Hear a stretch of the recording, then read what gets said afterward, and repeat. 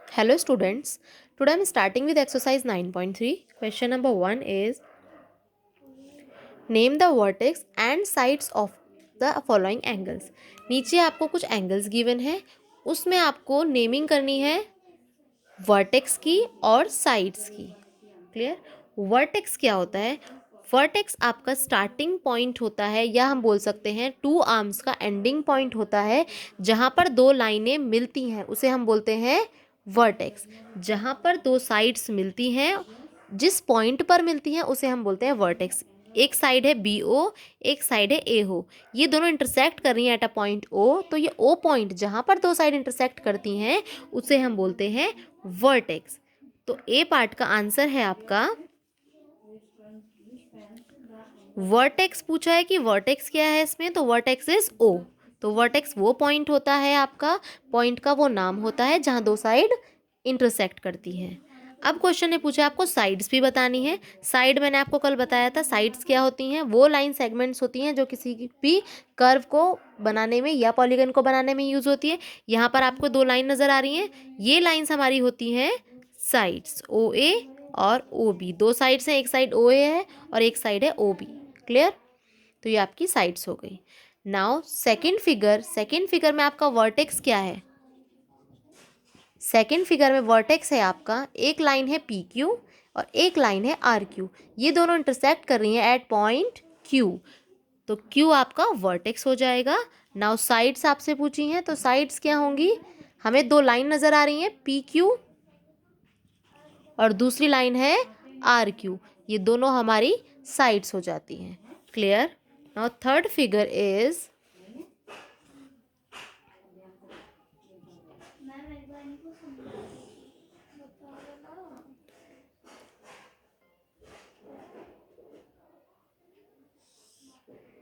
सी figure है आपकी, P O Q R. इस फिगर में आपको वर्टेक्स का नाम बताना है और साइड्स का. इसमें वर्टेक्स क्या है?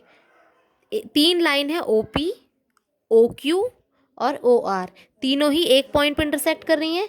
जब तीन या तीन से ज़्यादा हमारी एक ही पॉइंट पर इंटरसेक्ट करती हैं वो कंकरेंट लाइंस होती हैं, या आपकी कंकरेंट लाइन है जो तीनों एक ही पॉइंट पर इंटरसेक्ट कर रही हैं, दैट इज ओ. तीनों लाइंस का आपका एक ही कॉमन पॉइंट है विच इज़ ओ, उसे ही हम बोलते हैं वर्टेक्स. दो लाइंस मिल रही हैं और तीन लाइन जिस पॉइंट पर मिलती हैं उसे हम क्या बोलते हैं? वर्टेक्स. तो यहाँ पे आपका वर्टेक्स है ओ. और साइड्स यहाँ पर आपको दिखाई दे रही हैं, साइड्स यहाँ पर तीन हैं क्योंकि तीन लाइंस हैं जो एक ही पॉइंट पर इंटरसेक्ट कर रही हैं. तो साइड की नेम लिखेंगे आप P O, this is Q O and R ओ.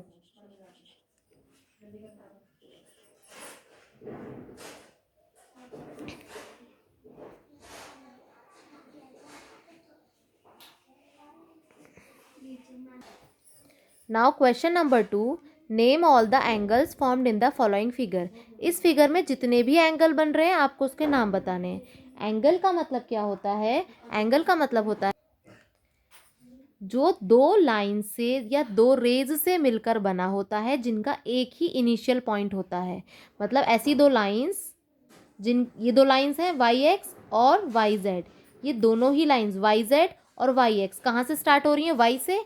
तो इसको हम बोलते हैं एंगल. जो दो रेज के से फॉर्म होता है और उनका इनिशियल पॉइंट सेम होता है. जैसे वाई एक्स है और वाई जेड दोनों ही वाई से ही स्टार्ट हो रही हैं, तो दोनों रेज जो एस एंगल का मतलब होता है जो दो आर्म से बनता है या दो रेज से बनता है जिनका इनिशियल पॉइंट एक ही होगा, सेम इनिशियल पॉइंट होता है, उसे हम बोलते हैं angle. The figure formed by two rays with the same initial point is called an angle. उसे ही हम एंगल बोलते हैं.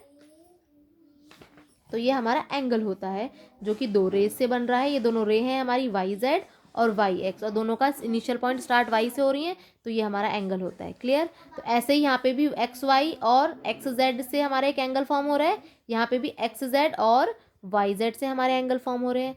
तो ये तीन हमारे इस फिगर में हमारे कितने एंगल्स हैं? 3 एंगल्स. तो हमें 3 एंगल्स के नेम लिखने हैं. और आप नेमिंग कैसे करेंगे? अगर हम इस एंगल की बात करते हैं तो इसे हम लिखते हैं वाई एक्स जेड. क्या लिखेंगे? Y X Z. या फिर इसको हम नेम दे सकते हैं जेड एक्स वाई, इसका मतलब भी यही होता है। जिस भी एंगल की हम बात कर रहे हैं उसका जो लेटर है वो बीच में आना चाहिए। क्लियर? और ये दोनों आगे पीछे हो सकते हैं। अगर आप वाई एक्स जेड बोलोगे तो भी यही एंगल है, जेड एक्स वाई बोलोगे तो भी यही एंगल होगा। इस नेम को आप आगे पीछे कर सकते हो। जैसे वाई आगे रख दिया तो यहाँ पे वाई पीछे रख दिया, यहाँ जेड पीछे रखा है तो यहाँ पे जेड को आगे प्लेस कर दिया। लेकिन जिस भी एंगल की बात कर रहे हो वो आपका मिडल में ही आना चाहिए। अगर हम एक्स एंगल की बात करें वो दोनों के बीच में ही आएगा। क्लियर? नाउ अगर हम दूसरे एंगल की बात करें वाई, तो उसका नेम होगा एक्स वाई जेड, या फिर आप उसे नेम दे सकते हैं जेड वाई एक्स। लेकिन अगर हम वाई की बात कर रहे हैं तो वाई हमारा बीच में ही होना चाहिए। नाउ ये एंगल का निशान है, इसे हम बोलते हैं एंगल का सिंबल। क्लियर?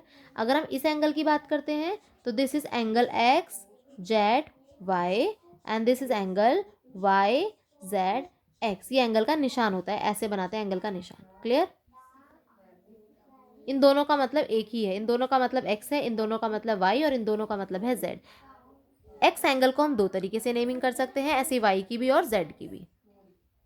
आपको एंगल्स लिखने थे जितने बन सकते हैं। यहाँ पे 3 एंगल, आप इस फिगर से 3 एंगल बना सकते हो, तो तीनों एंगल के नेम लिखेंगे। Now B part is, B इस फिगर में भी जो आपको पार्ट बी में जो फिगर गिवन है इसमें भी आपको सभी एंगल के नेम्स लिखने हैं। यहाँ पर हमारे 4 एंगल बन रहे हैं, एक इन दोनों लाइनों से बन रहा है, और ये दोनों इन दोनों साइडों से बन रहा है, और ये वाला एंगल आपका इन दो से बन रहा है, और ये आपका इससे बन रहा है। तो यहाँ पे आपके 4 एंगल्स बन रहे हैं, तो आपको 4 के नेम करने हैं। एंगल ए, एंगल ए को आप लिख सकते हो D A B, D A B. Angle B, इस वाले एंगल को नेम कर सकते हो ए बी सी। इस एंगल का नेम आप दे सकते हैं एंगल बी सी डी, और डी एंगल का नेमिंग आप कर सकते हो ए डी सी।